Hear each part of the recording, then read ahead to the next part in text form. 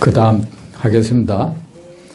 모든 중생에 대하여 원한스런 마음이 있고 모든 부처님과 그 가르침을 헐뜯고 비구의 일원에 머무르지 않고 끝내 열반을 얻지 않는다면 음식을 받을 만합니다. 여러분,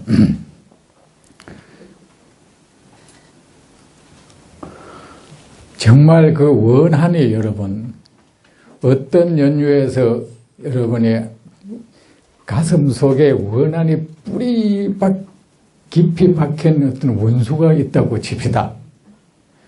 그 원수는 어떤 일이 있더라도 잊어버릴 수가 없겠죠. 그죠? 그 원수가 죽을 때까지는 말입니다. 내가 죽을 때까지, 원수가 죽을 때까지는 그 원수를 우리는 잊을 수가 없단 말입니다. 그 원수를 도저히 잊지 못하는 원수를 생각하듯이 중생을 마음에서 지우지 말라.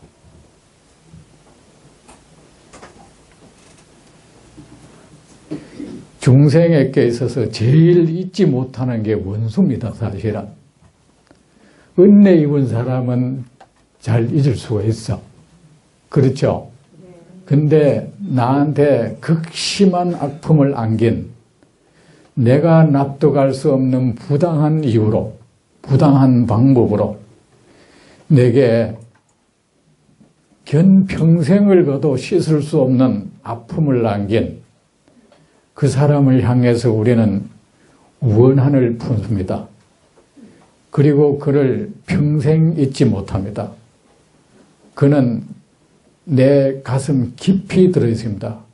그렇게 원수를 잊지 못하듯 중생을 마음에서 잊지 말라.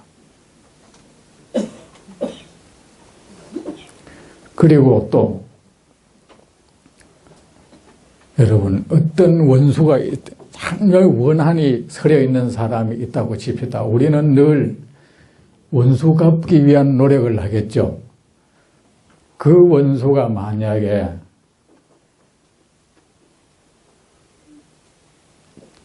중생은 뭐죠? 고통받고 사는 게 중생이잖아. 그죠?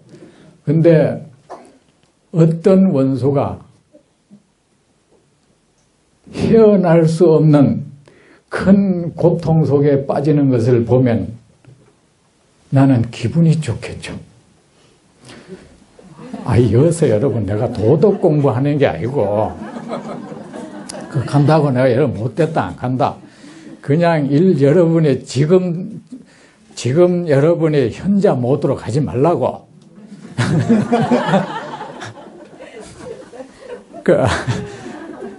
전혀 마음이 닦여지지 않는 한 중생이 돼서 그 사람이 나에게 어떤 큰 정말 그 평생 잊지 못할 원수가 있는데 그 원수가 헤어나지 못하는 고통 속에 빠지는 걸 보면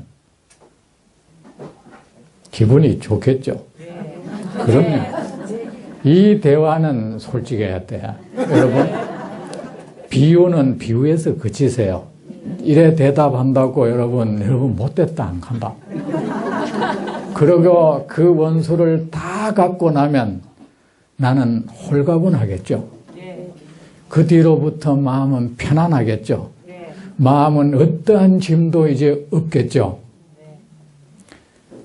중생을 원수 잊지 못하듯 마음에서 잊지 않고 있대. 그 중생을 바라보는 마음은 너는 원수를 갚은 뒤의 마음처럼 편안해야 한다. 그리해야 그대는 여러분 우리가 어떤 사람에게 휴식을 안기려면 그를 바라보는 내 마음이 이미 휴식이 되어 있어야 돼. 내가 이미 어떤 사람에게 저 사람에게 평온을 선물하겠다. 휴식을 선물하겠다 할 때는 뭡니까? 나는 저 사람이 편안히 휴식할 수 있는 내가 둥지가 되어줘야 되겠다. 저 사람이 편안히 앉아서 놀 수 있는 나뭇가지가 되어줘야겠다. 편안히 둥지를 틀 수 있는 튼튼한 나무가 되어줘야겠다. 이거 아니겠어요? 그러면 여러분, 우리는 어떤 사람에게 휴식을 주려 하면 그 사람을 바라보는 나가 이미 휴식 상태에 있어야 돼. 부처님은 만중생을 원수를 않듯 잊지 않으십니다. 그렇지만 부처님은 그 모든 중생을 바라보는 부처님의 마음은 조금의 동요도 없고 늘 편안합니다. 부처님은 그렇게 해서 만중생의 휴식처가 될 수가 있습니다. 만중생에게 평온을 선물할 수 있는 겁니다. 어떻게 해서 부처님이 무량겁이 지나도 중생을 제도하겠다는 원은 줄어들지 않아요. 성불한 뒤에도 줄어들지 않아. 부처님은 무량겁 전부터 무량중생을 다 제도하겠다고 원을 세우셨습니다. 억만겁이 지나도록 평생이 지나도록 원수를 잊지 않듯이 부처님은 그렇게 중생을 잊지 않습니다. 한 중생도 마음에서 지워버리지 않습니다. 하지만 부처님은 그 모든 중생으로부터 휴식을 얻고 있습니다. 여러분이 한 중생을 휴식을 주려면 여러분 자신이 그로부터 휴식을 얻어야 돼요. 그를 바라보는 내 마음에 어떤 동요도 없어야 되고 어떤 불만도 없어야 돼요. 평온해야 합니다. 그럴 때 비로소 그 상대방은 나를 의지할 수가 있습니다. 나는 그의 의지처가 돼줄 수가 있는 겁니다. 아시겠습니까? 여러분은 다 자녀를 키웠죠? 지금도 키우고 있죠? 우리는 자녀에게 어떤 도움을 주려고 합니다.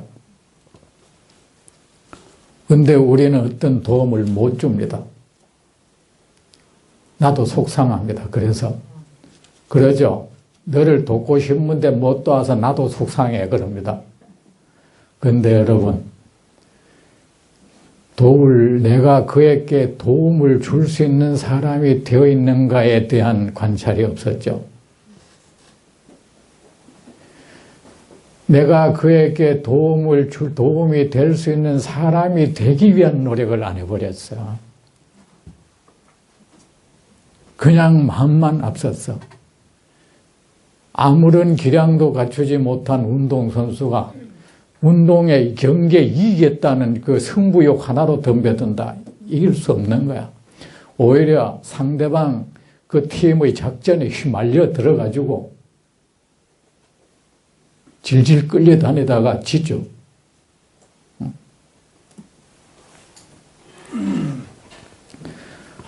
뭡니까?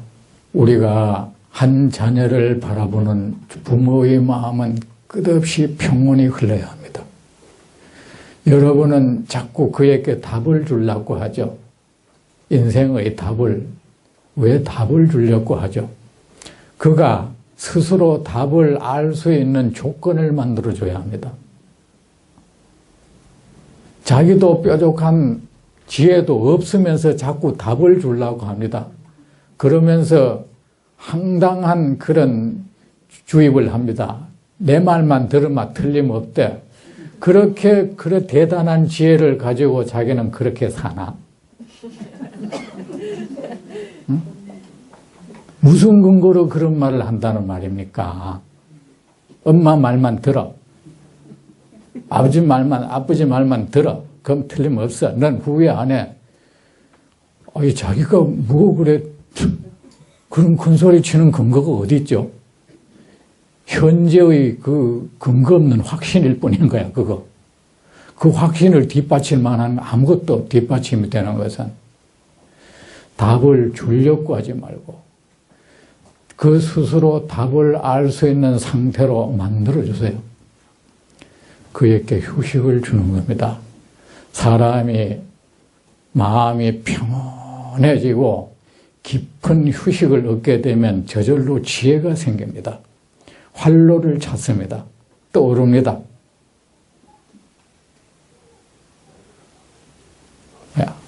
그가 부모를 바라보면 깊은 휴식을 느껴야 돼.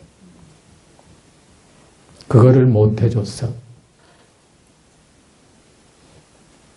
오히려 그 아이한테 불안을 가중시켜줘.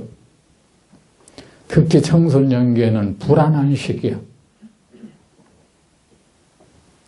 꼭 요새 청소년만 그렇다는 식으로 말합니다. 왜 요새 청소년만 그렇게 했습니까? 우리 어릴 때도 그랬다. 요새 애들 무섭다 말 들었습니다. 한번 TV에 보니까 중국 가서 무슨 소림 무술하는 애가 있는데 자기는 8살이고 자기 동생은 5살인데 하는 말이 8살짜리가 자기는 나이가 많아가 뼈가 굳었대요. 자기 동생은 나이가 어려가 뼈가 부드러워가 잘 된대. 우리도 그랬습니다.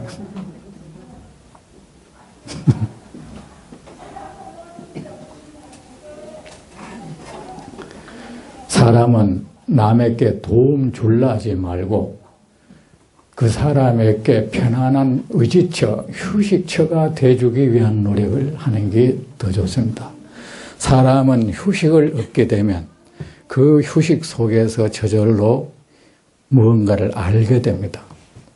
보지 못했던 것을 볼 수 있게 됩니다. 생각 못했던 것을 생각하게 됩니다. 내가 대신 봐줄라 하고 생각해 줄라 하지 마세요.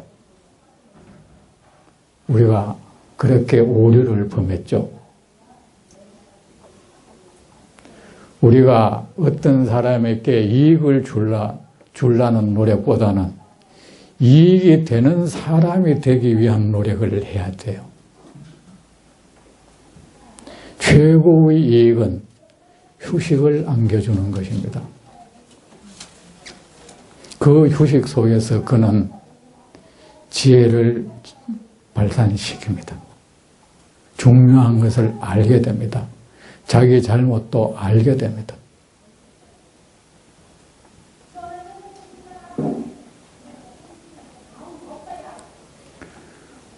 흔들리는 가지에 새가 둥지를 틀지 못하죠. 내가 이미 상대방을 바라보고 내 마음이 요동치고 있다면 그 사람은 이미 나를 의지할 수 없는 것입니다. 내가 그에게 휴식의 장이 될 수가 없는 것입니다. 그 여러분, 어떤 사람 고민을 상담할 때도 그렇습니다. 그에게 휴식을 제공하세요. 무슨 답답한 거 얘기한다고 자꾸 답을 주려고 하지 마세요. 답은 휴식만 얻어지면 내가 말을 안 해줘도 알게 됩니다. 야, 중생에 대해서 우리가 이래야 됩니다. 중생을 억만급이 지나도 잊지 못하는 원수처럼 중생을 잊어서는 안 된다. 늘 중생을 생각해라. 그러나 그 중생을 바라보는 그대의 마음에는 평온이 흘러야 된다. 그래야 그대는 모든 중생을 구할 수가 있다. 모든 부처님과 그 가르침을 헐뜯고, 여러분, 굉장히 미운 사람이 있다고 합시다. 그 사람 험담할 때 여러분 기분 좋죠? 신나죠? 그 사람이 별로 나한테 이 손해를 해코지를 한 적도 없는 사람을 험담하고 나면 뭔가 찝찝하죠. 찝찝하니까 뭐 그러죠. 내가 뭐 흉보는 게 아니라 걱정이 돼서 그럴 거 만데 흉 뭡니까? 자기 스스로 이제 혹시 말이 돌아서 들어갈 것 대비해서 걱정이 돼서 하는 얘기를 하다 보니 흉본 것 같네. 근데 정말 나한테 그 아픔을 안긴 부당한 방법으로, 부당한 이유로 나한테 큰 아픔을 안긴 그 미운 사람을 험담할 때는 기분 좋아, 신나. 중생은 사실 누군가 험담할 때 제일 신나요. 목소리가 막 흥분하기 시작해요. 글처럼 여러분, 그렇게 미운 사람 신나게 험담하고 그 험담하고 나면 편안해하듯이 부처님을 그렇게 늘 입에 올리고 부처님의 가르침을 그렇게 늘 입에 올리십시오. 그리고 험담한 사람 시건 험담하고 나면 이제 마음이 시원하죠. 편안하듯이. 그리고 여러분, 험담이라고 하니까 생각나는데 사람은요 늘 지금 내 앞에 있는 사람을 소중히 여기세요. 이 앞에 없는 사람을 소중히 여기지 마세요. 지금 이 앞에 있는 사람이 나한테 제일 큰 이익을 주고 있습니다. 설사 그와 싸우고 있다 해도. 그리고 이 사람 편이 돼주세요. 내 앞에 있는 사람. 어떤 사람이 누구에게 부당한 아픔을 당했다. 그만 이 사람은 여러분 그거는 혼자 안고 있지 마세요. 어디든지 말을 하세요. 아픔을 부당하게 당한 그 아픔을 혼자 사귀지 마세요. 병됩니다. 나중에 정신적인 병까지 일으키고 육체적인 병까지 일으킵니다. 부처님이나 이 보살처럼 이것이 빈 허공이 되어서 그 어떤 사람의 해코지도 작용할 수 없다면 괜찮은데 그렇지 않는 우리에게는 아니잖아. 이미 생겼어. 생겼는데 그거는 없애야 되는 거예요. 자아의 상처를 입은 거, 손해를 본 거, 어쨌든 겪은 아픔은 치유를 해야 됩니다. 그 아픔을 겪는데 그걸 사귀려고 억지로 불교 무아를 대비해서 내가 없는데 이거 아무 소용없다. 그거 하려거든, 여러분. 평소에 늘 해야죠. 그래 놓고는 스님 그거 해도 안 되던데요. 여러분, 군인이 훈련을 하면 이런 방법을 하면 적을 이길 수 있다. 방법 알았다고 전투에 당장 써먹을 수 있습니까? 훈련을 해야죠. 그런데 불자들은 훈련은 전혀 안 해놓고는 그때 닥치가 그래 해보는 거야. 무아를 관찰해도 안 되네, 이거. 이래 호흡법 해도 안 되네. 이거 소용없구나. 안 되게 돼 있지. 훈련한 적이 없잖아요. 군인이 적군과 전투에 대비해서 훈련을 하지 않습니까? 훈련을 하지 않고 그냥 총은 요래 쏘는 거다. 이렇게 교훈은 그것만 알아가 전쟁터 갑니까? 그럴 수는 없는 거죠. 의사도 그렇잖아. 그림으로 장기 그려놓고 요건 요렇게 한다. 그 사람 그거 알았다고 필기시험 합격했다고 당장 수술 사람 죽이려고 하면 무슨 짓을 못해? 아니 장기라는 게 그림에 그린 게 지금 고래 있는 것도 아니고 막상 배를 가르면 이게 퍽 쏟아져 나오는데 감당이 안 되는 거야 이거. 그 우물쭈물하다 칼로 다른 것도 비부는 거야. 여러분 훈련되지 않는 것은 어떠한 공덕도 없어. 훈련을 하세요. 아셨죠? 이 세상 모든 것은 허망하다. 훈련을 늘 그렇게, 부처님이 그랬잖아. 늘 이렇게 관찰하라 했잖아요. 늘. 군인이 훈련을 멈추지 않듯이 보살은 정진을 멈추면 안 돼. 그렇게 함으로 해서 그것이 내 삶에 어떤 상황이 생겼을 때 상황을 이겨내는 근육으로 힘으로 작용하는 거야. 내 삶의 에너지가 되는 데까지는 노력이 필요한 겁니다. 그냥 되는 건 아닙니다.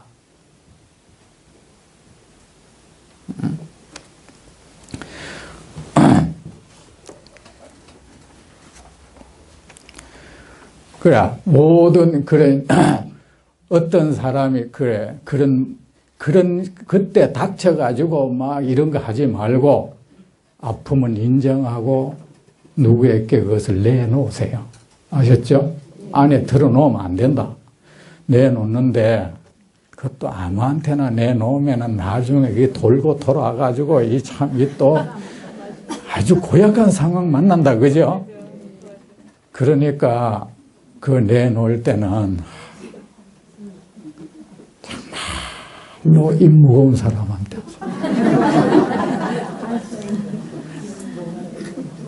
그거 제일 좋은 사람이 이 부스님들이다. 스님들은 소문 안 낸다. 그 소문 안 내는 사람한테 얘기해야 돼. 오르륵 쫓아가 이 사람이 저 사람 어떻게 하더라. 온데 소문 나누면 이거 큰일 나니까 스님들한테 얘기하면 스님들은 그거 잊어버리거든. 스님들은 또 훈련이 되어 있어. 여러분은 그런 훈련도 안 되어 있잖아. 말은 누가 고백한 말은 옮기면 안 돼요. 그거는 사람이 살아가는데 꼭 필요합니다. 근데 그 고백한 말을 온데 소문낸 사람이 있어. 그 고백한 말이 설사 악이라 해도 고백한 거는, 근데 스님들 여러분은 말을 들으면 온데 옮기는데 습관이 되어 있는 사람이야. 이미 습관이 되어 있는 사람이 억지로 그 특정의 사안을 비밀로 여길 나이 보통 힘이 드는 게 아니야. 귀엽고 나와요, 이게. 슬쩍슬쩍 딴말 하다가 티 나와. 근데 스님들은 그런데 훈련이 돼 있어. 억지로 안 참아도 비밀이 지켜져요. 신도한테 어떤 소리를 들으면 거기서 끝내는 것. 그 사람이 무슨 짓을 했던 훈련되어 있기 때문에 안전해요. 아셨죠? 그리고 여러분, 이건 윤리예요. 누가 털어놓은 얘기 소문내면 안 된다. 정말 그건 안 좋은 거예요. 거기에 관한 어떤 말도 하지 말아야 돼. 말을 해놓고 나중에 뭐 이래 번지만 또 이 사람한테 내가 언제 그 소리 했노? 그 바쁘게 하지 말고, 그 다 사람이 그 입이 그래 가벼우면 못 쓴다. 자, 털어놓으세요. 아셨죠? 털어놓고 듣는 사람은 반드시 그 사람 편이 돼줘야 돼. 같이 미워하고 분노해 주세요. 근데 거기서 또 자기가 무슨 현자 티내지 마세요. 나는 뭐 없는 사람, 흉보는 사람이 아니라는 거. 그래가 네가 오해일 거야. 그 사람이 그럴 사람이 아니야. 자기 지금 인격 과시하고 있는 거야. 응? 그러면 이 사람 뭐 나쁜 인간이 되는 거야, 이제. 여러분도 그런 일 겪죠? 그럼 말하기 싫은 거야. 말하고 나만 나쁜 사람이 되는 거야. 이제 속 좁은 사람이 되고. 그렇게 해서 사람을 막다른 골목으로 모으는 겁니다. 아셨죠? 그 사람 어디 말할 때도 없어지도록 만들어 보는 거야. 그러면 그 사람 병이 나든가 아니면 다른 안 좋은 선택해버려. 세상과 담을 쌓아버려. 그 사람 그거 윤리 그거 지키세요. 이 말을 어떤 사람이 아픔을 말려오면 그 사람 편이 되죠. 자기도 모르잖아. 지금 그 어떤 상황인지 모르는데 왜 안 보는 사람 두둔해요? 모르면서 왜 네가 오해닥해요? 왜 그 사람을 그 외톨이 만들어 보려고 그래? 자기 아픔을 치유받으려고 다가온 사람을 그렇게 떠밀어내버려. 그는 안 되는 겁니다.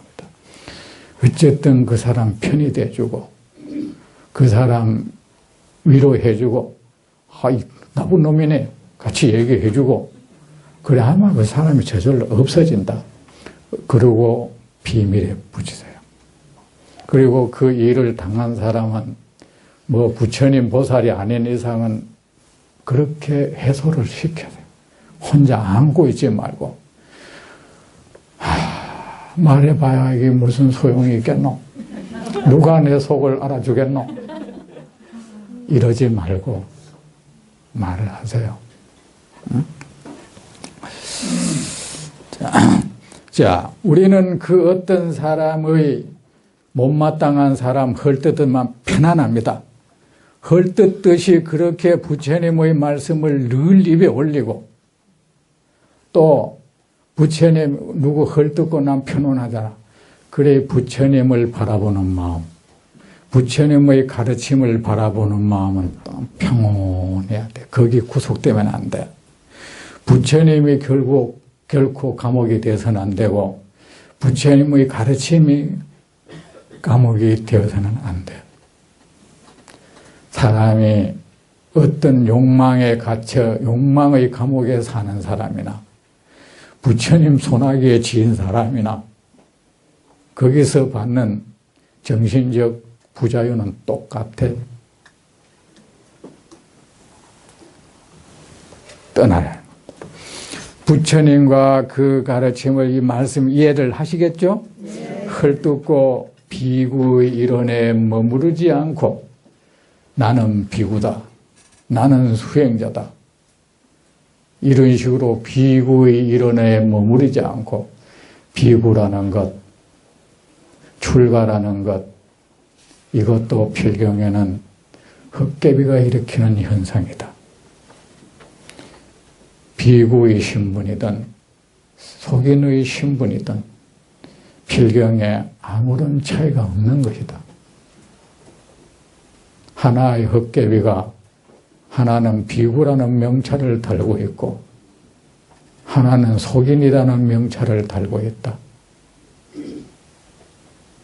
궁극적으로 어떠한 차이도 없다. 늘 그런 생각을 합니다. 그러면 비구 이뤄내면 나는 비구다. 그러면 그 사람은 비구에 갇히는 거야. 그는 더 이상 자유로운 사람이 아니야. 자유로운 사람이 아니라는 것은 그 이상 그는 더 이상 휴식을 얻지 못한 사람이에요. 휴식을 얻지 못한 사람을 아라한이라 할 수 없어.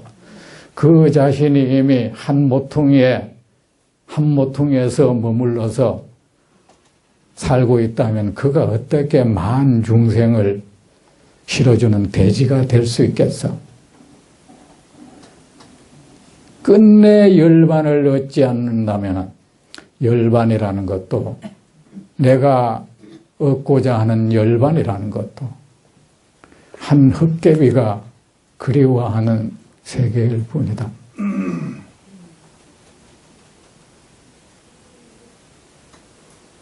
그래야만 열반에 대한 애착도 없고 여기 모든 이 세상에 대한 애착도 없어야 된다. 그 어디에도 갇히지 않는 사람.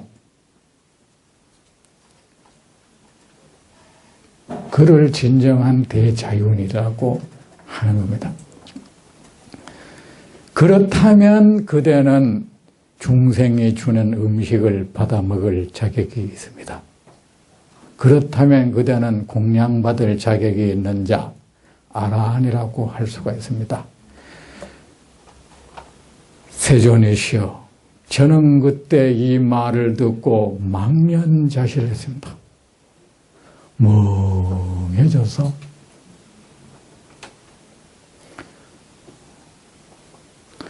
그때까지 나는 비구다. 나는 부처님의 제자다. 내가 머물 것은 이 고요한 숲속이다. 나는 이 숲속에서 내 마음을 늘 번뇌를 이기고 마음의 평온을 얻어야 된다. 그렇게 산 사람이다, 이게. 이 세속은 더러운 곳이다. 중생이 사는 곳은 더러운 곳이다. 거기에 나는 물들면 안 된다. 나의 청정을 나는 지켜야 된다. 이렇게 산 사람이야. 이래 산 사람이 지금 이 말을 듣는 거야. 그래, 망연자실하여 그게 무슨 말인지도 모르고 뭐 대답을 어떻게 해야 될지도 몰라.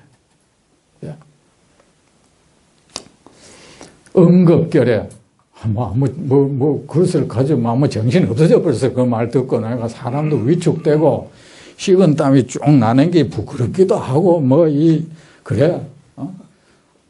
또 겁도 나고 그래. 그릇을 그만 놔둔 채로 집에서 그냥 막 허겁지겁 그냥 나오는 거야. 나오려고 하니 유마의 말을 했습니다.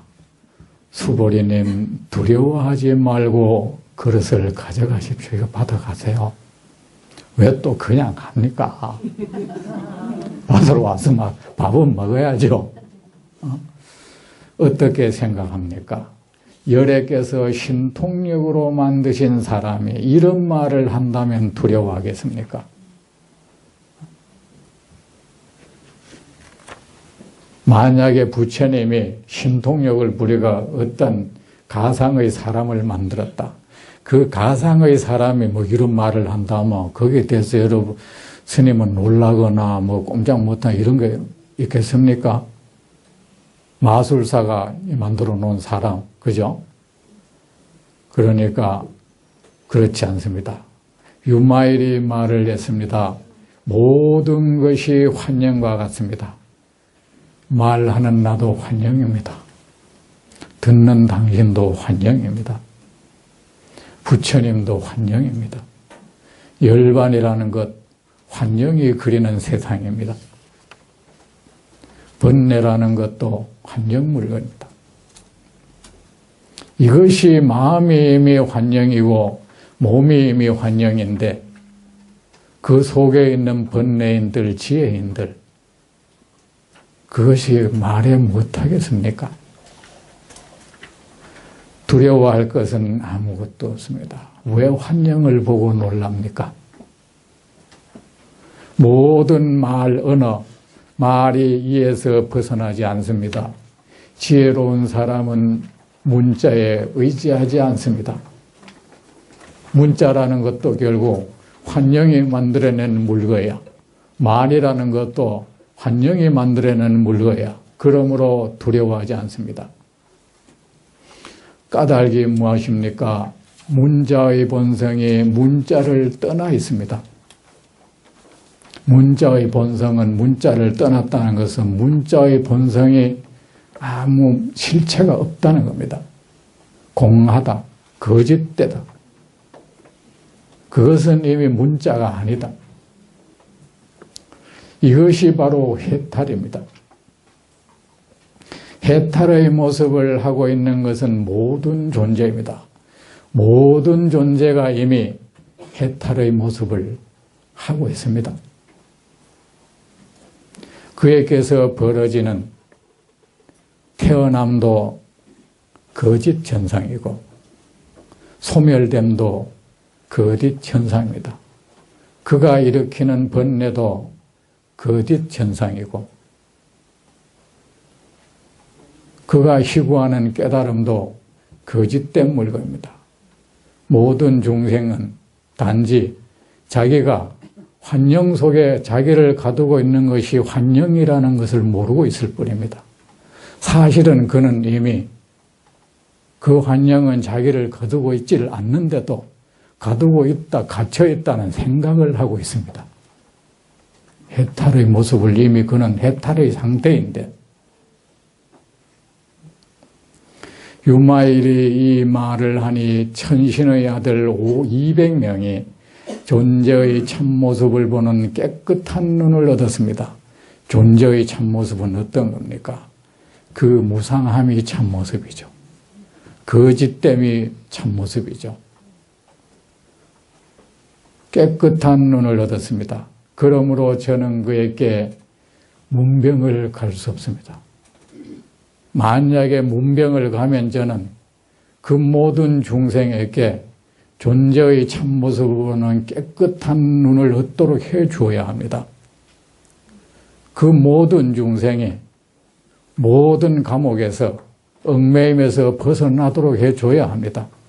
그리고 세상의 그 모든 중생이 모두가 온 중생의 어버이가 될 수 있도록 온 중생을 싣는 크나큰 수레, 배가 될 수 있도록 해줘야 합니다. 그런데 저는 그렇게 하지를 못합니다.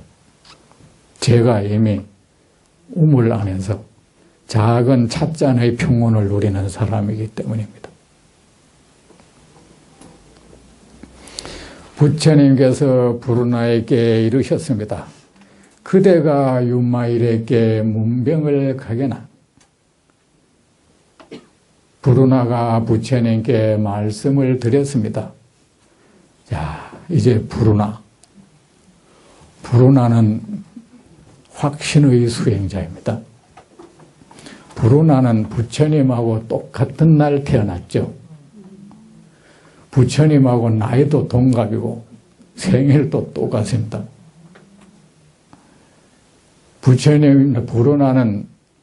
부르나의 아버지는 정반왕의 국사였어요.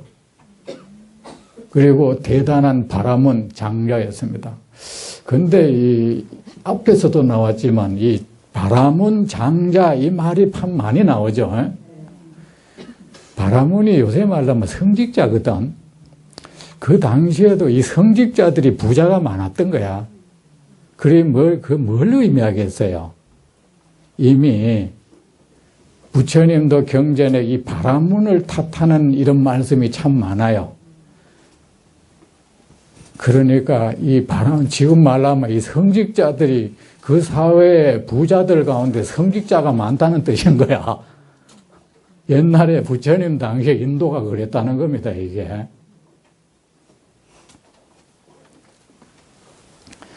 근데 이 사람은 아주 총명했습니다.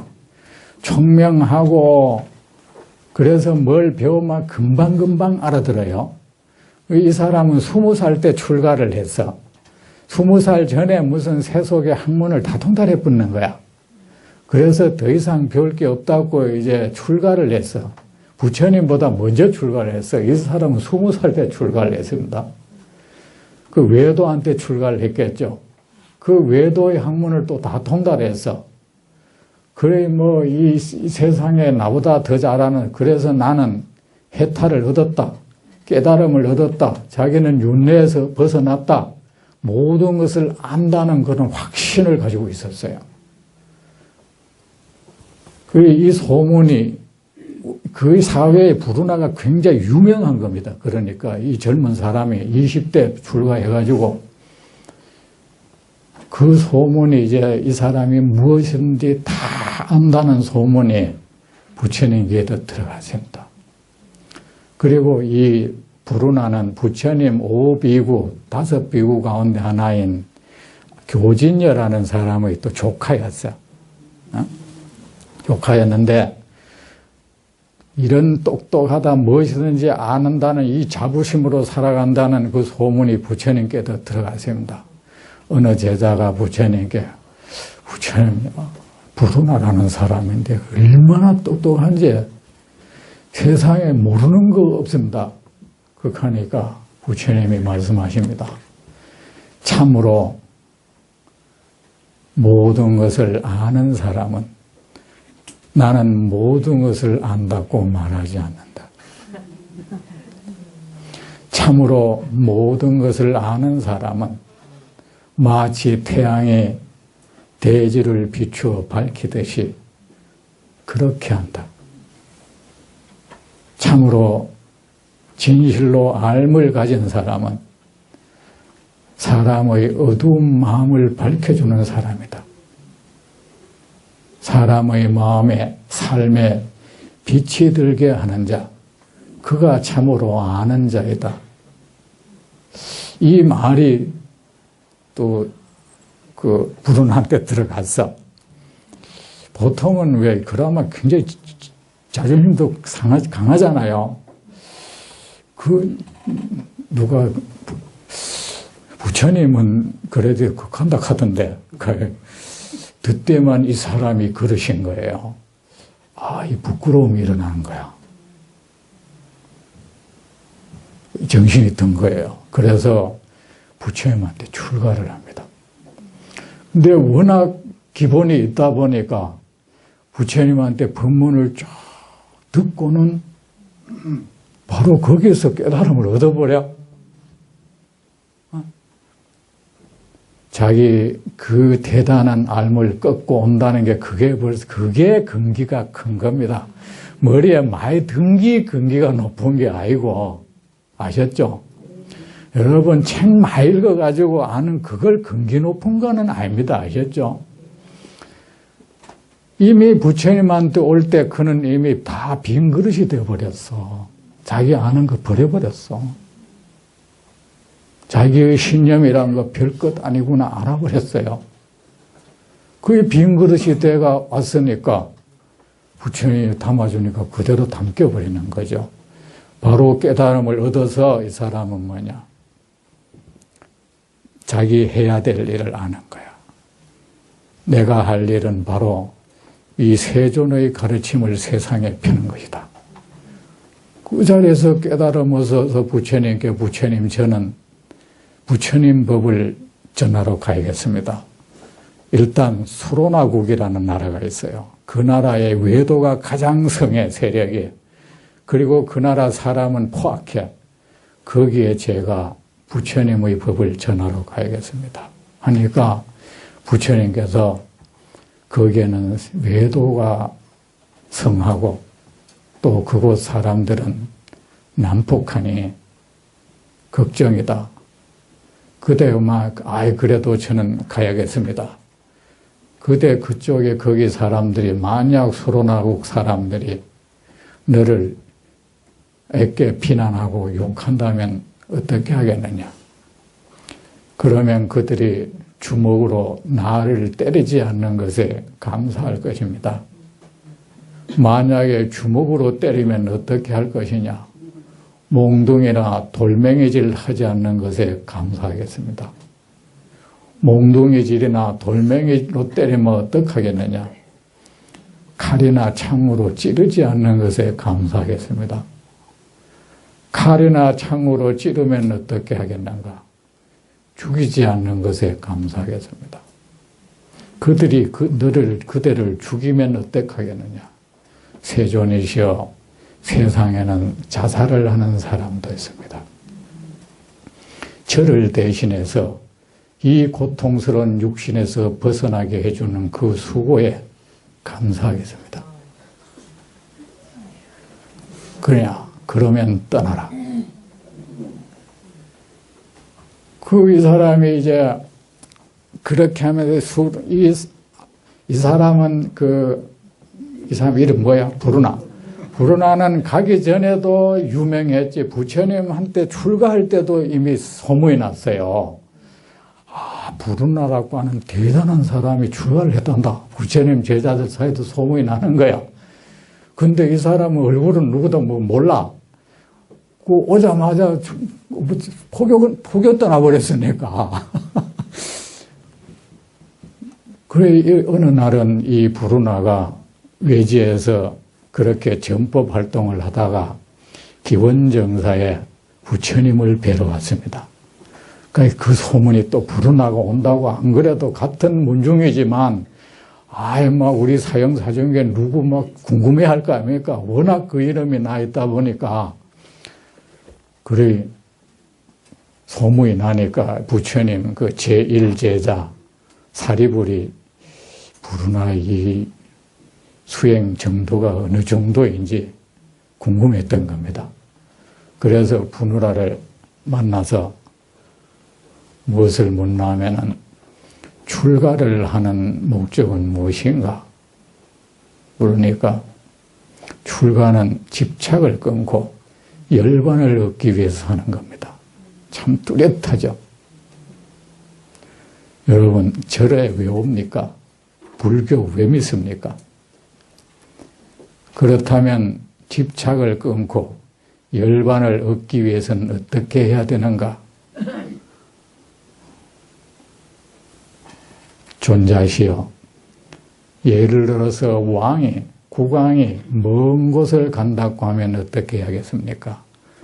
한 마리의 말이 끄는 수레로 그 먼 길을 간다면 빨리 갈 수도 없고 안전하게 갈 수도 없을 겁니다.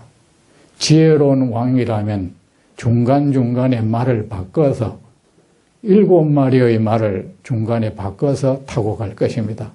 그래야하면은 더 빨리, 더 안전하게 갈 수 있습니다. 수행도 이와 같아서 열반이라는 그 성에 도달하기 위해서는 처음에는 계율을 깨끗이 지켜야 됩니다. 그리고 그 마음을 깨끗이 해야 됩니다. 그리고 그 견해를 깨끗이 해야 되고 의혹들을 깨끗이 끊어야 하고 바른 길과 바르지 못한 길을 깨끗하게 알아야 되고 길에 대하여 그 알미 깨끗하게 확립되어 있어야 되고 그래서 그 모든 알미 깨끗해야 됩니다. 그리하면 열반에 이를 수가 있습니다.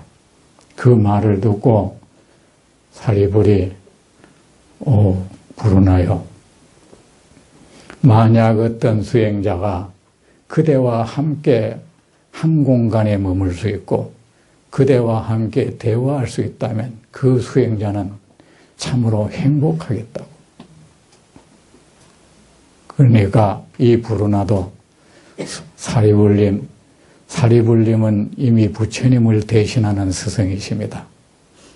그 누구도 사리불님을 가까이 할 수 있고 사리불님의 말씀을 들으면서 살 수 있다면 그 수행자가 얼마나 행복하겠습니까? 참 아름다운 이 사형사제죠. 그런데 이 사리불은 불운하는 정말 자기가 한번 옳다고 하면 굽히지 않는 사람이에요. 부처님이 돌아가시고 난 뒤에 가섭이 이제 그 통솔을 하잖아요. 전부 교단은 사실은 권력자인 거야. 가섭이 주도하는 겁니다. 가섭의 주도하에 경전도 결집하고 막 그 계율도 정리하는데 그 소문을 듣고 이미 모두가 가섭의 말을 듣고 있어요. 그런데 그 불운하가 가섭에게 찾아가 사형님께서 경전과 계율을 그렇게 모아서 정리하는 것은 저도 환영합니다만 이 7가지 사항에 대해서는 저는 동의할 수가 없습니다. 거기에 대해서만큼은 제가 부처님께 직접 들은 바대로 저는 할 것입니다. 그게 7가지 사항이 뭐냐 하면은 비구가 사는 곳에는 원래 이 계율에는 음식을 저장해 둘 수 없다 그래요. 그런데 그 불운하는 아니다. 그 불가피한 상황이 있다면 저장해 둘 수도 있다. 부처님께서 또 그렇게 말씀하셨어. 원래 성인의 가르침은 딱 잘라서 그래 하지 않습니다. 그리고 사원 안에서는 원래 음식을 만들 수 없다고 했는데 아니다. 어떤 특수한 상황이라면은 사원 안에서도 음식을 요리할 수 있다. 또 비구는 직접 음식을 만들어 먹으면 안 된다고 했는데 그것도 마찬가지. 특정의 상황이 있다면 비구도 직접 음식을 만들어 먹을 수 있다. 비구는 반드시 시주자에게 찾아가서 음식을 받아 얻어 먹어야 된다고 했지만 만약에 사정이 여의치 않아서 음식을 공양하는 신도가 없다면은 그는 그 사람은 자기 스스로 음식물을 취득해서 먹거나 정인이라고 있어요. 깨끗할 정자 사람 인자를 쓰는데 스님들 그 물품을 보관해 주는 사람, 스님들 아프마 약도 구해다 주고 그 스님들이 소지해서는 안 되는 그런 물건 그런 것 대신 보관하고 또 스님들에게 지금 필요하지 않는 그런 물건이 있으면 그걸 이제 맡아서 보관하는 사람이 있습니다. 그런 정인을 구해서 음식을 좀 얻어오라 해서 먹어도 된다. 그리고 과일 같은 경우에도 그렇다. 과일도 꼭 얻어먹어야 된다 했는데 아니다. 어느 특정의 특수한 상황이 있다면 나무를 시주자라 생각하고 그거 내가 직접 따 먹으면 된다. 아니면은 그 정인에게 과일을 좀 따다 달라 해서 먹어도 된다. 그리고 연잎, 연뿌리 같은 경우에는 그 연못의 물을 정인이라 생각하고 내가 캐 먹으면 된다. 그리고 과일 같은 것도 옛날에는 그 정인이 그거를 이렇게 해가지고 씨를 발라가 주는 걸 먹었나 봐. 그런데 정인이 없다면은 비구가 자기 손으로 씨를 제거하고 먹으면 된다. 이거 뭐 생각하면 별것도 아닌데 그때는 엄청나게 그걸 금기했던 거야. 그런데 이제 이 말이 받아들여지지 않았어요. 그래서 지금 내려오는 율장에는 그렇게 없어. 그 전부 금지시키는 거야. 그래서 이미 그것은 다 정립되어 버리고 그 스님 왔을 때는 모든 장로가 모여서 그 부르나에게 이미 이렇게 결정되었으니 존자, 부르나, 존자도 이 결정을 따르시오 하니까 그때도 그래. 나는 내가 직접 부처님께 들은 것이 있습니다. 그 부분은 저는 부처님께 들은 대로 저는 할 것입니다. 참, 이 고집도 센 거죠. 이분은 이렇게 확신을 가지고 산 겁니다.